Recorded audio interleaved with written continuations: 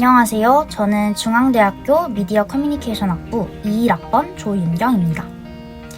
입시철이 바짝 다가오면서 이 자기소개서 때문에 애쓰는 고등학생들이 많을 텐데요. 제가 바로 전년도에 입시를 치러본 입장에서 조금이나마 도움이 되고자 영상을 찍게 되었습니다. 첫 번째로 자기소개서를 작성하기 전에 전 나만의 캐릭터가 먼저 있어야 된다고 생각해요. 입학사정관들은 이 학과에 지원하는 수많은 학생들의 자소서를 읽잖아요. 그래서 저희 미컴 같은 경우에는 기자, PD, 감독이 꿈이다 라고 말하는 학생들이 이미 너무 많고 뻔할 거란 말이죠. 그래서 저는 이 앞에 수식어가 필요하다고 생각합니다. 그렇다고 해서 PD를 드라마 PD로 구체화하라는 것이 아니라 꼭 이게 직업명이 아니어도 괜찮아요. 저 같은 경우에는 생기부를 쭉 보다 보니까 물론 방송 영상에 관한 활동들은 당연히 정말 많이 했고 이 외에도 3년 동안 영어 연극 동아리를 했고 꾸준히 영어 교육 봉사도 했고 교육학 수업을 듣기도 했고 학생회장을 하면서 청소년 문제에 되게 관심이 컸다. 이런 색깔들이 더 보이는 거예요. 그래서 이런 서사를 어떻게 연결할까 엄청 고민을 하다가 소외계층의 청소년들에게 필요한 영어 교육 콘텐츠를 기획하는 사람이 되고 싶다 라고 컨셉을 잡아서 스토리라인을 구성했습니다. 안녕하세요. 저는 미디어 커뮤니케이션 학부 20학번 김아연입니다. 자소서를 작성하기 전에 생기부를 많이 읽어보는 걸 추천드립니다. 자소서는 생기부를 바탕으로 쓰는 것이기 때문에 당연히 생기부가 중요하겠죠? 그래서 생기부에서 자신에게 의미가 되는 활동들을 체크해보는 걸 추천드립니다. 그리고 두 번째로 자소서 처음 작성하기 시작할 때 너무 부담을 갖지 않으셨으면 좋겠어요. 물론 부담이 되는 게 사실이지만 이 자소서라는 게 어차피 수정하고 계속 수정해서 완성되는 게 자소서니까 처음 문장 어차피 수정될 거예요. 그러니까 거기에 대한 부담을 갖지 않고 일단 많이 써내려가는 걸 추천드립니다. 네, 1번 자소서를 작성하기 전 준비 단계 팁. 저는 준비 단계 팁이라고 하면 가장 먼저 소재 선정을 고를 건데요. 소재 선정에 있어서는 다들 뭔가 있어 보이고 뭔가 멋있어 보이는 활동을 적고 싶어 하시겠지만 가장 먼저 여러분들이 해야 될 고민은 내가 가장 3년 동안의 학교 생활을 돌아봤을 때 가장 자신 있게 설명할 수 있는 활동이 무엇인가 라는 활동에 대한 고민을 해보셨으면 좋겠어요. 왜냐하면 어쨌든 자기소개서는 자기 이야기를 적는 글이잖아요. 그러니까 자기가 정말 잘 쓸 수 있는, 자기가 어떤 걸 느꼈고 자기가 어떤 경험을 했고 자기 경험에 초점을 맞춰서 소재를 선정하는 것이 가장 중요할 것 같습니다. 어떻게 공부했는지가 아니라 무슨 공부를 얼마나 깊이 했는지를 써야 한다고 생각해요. 그래서 스터디 플래너로 계획을 세우고 학습 노트를 만들고 이런 공부 방법을 물어보는 문항이 아니라는 거죠. 학업도 결국 진로랑 연관을 지어서 쓰면 좋은데 저 같은 경우에는 이 사회문화 수업 시간에 청소년의 사회화와 대중매체의 관계에 대해서 배울 때 유튜브가 청소년의 가치 판단에 영향을 크게 미친다는 신문기사를 찾아보게 되었고 관련 과제 연구를 진행하고 이 연구 결과를 증명하기 위해서 교육학 수업 후에 실습을 나갔을 때 직접 학생들을 대상으로 실험도 진행해보고 이렇게 지적 호기심을 자기주도적으로 해결하는 과정을 보여주려고 했습니다. 그리고 이를 통해 교육 콘텐츠를 제작해서 인류와 미디어가 공생하는 사회를 만들어야겠다고 꿈꾸게 된 계기까지 연결 지으면서 저는 학업에 대한 열정과 깊이, 전공 적합성까지 모두 나타낼 수 있었습니다. 다음은 학업 파트입니다. 저는 학업 파트가 굉장히 어렵게 느껴졌는데요. 실제로도 정말 많이 갈아엎었습니다. 근데 여기서 가장 중요한 건 기승전결이라고 생각합니다. 저는 시사를 큰 주제로 잡았는데 시사에 관심을 가지게 된 계기, 학술 동아리를 만들어 탐구한 내용, 그 내용 속에서 배운 것, 그리고 이 배움을 실제 학업에 그리고 다른 과목에 적용한 계기에 대해서 담았습니다. 자소서 1번 항목은 자신이 얼마나 적극적으로 학습에 임했는지를 보여주는 것이라고 생각을 하는데요. 저의 사례를 예시로 들면 사회문화 시간에 배운 미디어 리터러시 능력에 대해 좀 더 궁금해졌다. 그래서 이에 대해 국내 학술지를 찾아보고 좀 더 자신이 연구를 진행했다. 그리고 또 미디어 수용자 운동 사례인 시청자 참여 프로그램에 대해 궁금해져서 찾아보다가 우리 지역에도 이 프로그램이 있다는 사실을 알고 프로그램에 참여를 하게 되었다.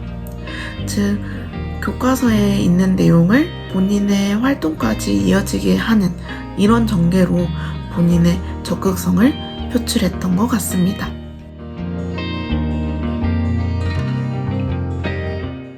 여러분, 진로 파트에서는 제가 가지고 있는 진로에 대한 역량을 학교 생활에서 적용시켰던 사례에 대해서 담았습니다. 먼저 학교 축제를 전체 총괄했던 기회, 그리고 영어 PPT 대회에 참가했던 경험에 대해서 적었습니다.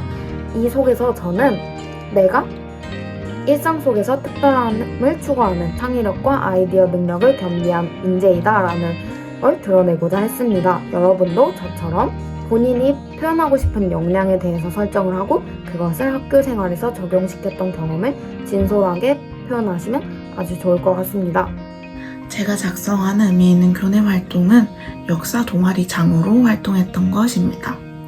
물론 우리 과와 직접적인 관련은 없지만 제가 고등학교 생활에 있어서 가장 영향력이 있고 많은 배움을 받았던 활동으로 작성을 했던 것 같습니다. 그 내용은 이제 위안부 배지를 직접 제작해서 그 제작한 배지를 크라우드 펀딩을 통해서 모금을 진행하고 그 모금을 성공한 500만 원을 위안부 관련 단체에 기부를 했다. 이러한 내용으로 활동을 진행했었는데요. 작성을 할 땐 왜 이 활동을 하게 됐는지, 동기, 그리고 이 활동을 어떻게 진행했는지, 과정, 그리고 그 과정 속에서 어려움은 없었는지, 그럼 그 어려움이 있었다면 어떻게 극복을 했는지, 그리고 그 극복한 과정 속에서 무엇을 느꼈는지, 이러한 과정으로 글을 전개해 나갔던 것 같습니다. 네, 여러분들도 글을 전개해 나갈 때 동기, 과정, 결과, 느낀 점 이렇게 글을 전개해 나가시면 훨씬 글을 쓰실 때 수월하실 겁니다.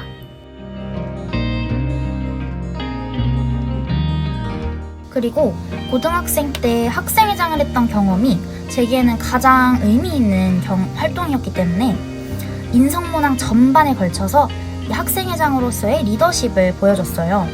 그리고 이 또한 전교생과 함께 영상을 제작했던 경험을 소재로 쓰면서 또 한 번 전공 적합성을 어필하려고 했습니다. 제가 인성문항에 작성한 활동은요, 반장으로 활동한 건데요. 그 중에서 반장을 하면서 어려움을 겪었던 한 사례를 이야기했습니다. 그 사례는 저희 반에 있는 한 친구가 교실에서 담배를 폈었는데 반장으로서 어떻게 그 일을 해결해 나갔는지 그 과정을 이야기했던 것 같습니다. 그리고 또 굳이 리더가 아니더라도 본인이 어떤 상황을 본인의 방식대로 어떻게 해결해 나갔는지 이런 걸 적는다면 좋을 것 같습니다. 다음은 인성입니다. 여러분, 인성 소재 찾기 너무 힘들지 않아요? 저도 그랬는데요. 막 다른 분들 자소서 보면 되게 멋지고 기깔나고 성장할 수 있는 발판을 마련해준 계기가 되게 멋있는데 저는 그렇지 않은 것 같아서 위축되었던 경험이 있습니다. 근데 제가 찾은 결론은 바로 저의 삶의 가치를 학교 생활에서 적용하고 다른 사람들에게 전파했던 경험에 대해서 기술을 하는 것이었는데요. 여러분도 저처럼 본인의 삶의 가치에 대해서 고민을 해보는 것도 하나의 꿀팁인 것 같습니다. 이 속에서 자신의 진솔한 이야기를 담는 것이 가장 중요할 것 같습니다. 중앙대가 다른 학교와는 달리 학생부 종합전형 안에서도 입시 전형이 되게 다양하게 나뉘는데요. 중앙대학교 입학처 홈페이지를 보시면 학생부 종합전형 서류평가의 기준이 되는 이 펜타곤 평가 모형이라는 게 있어요.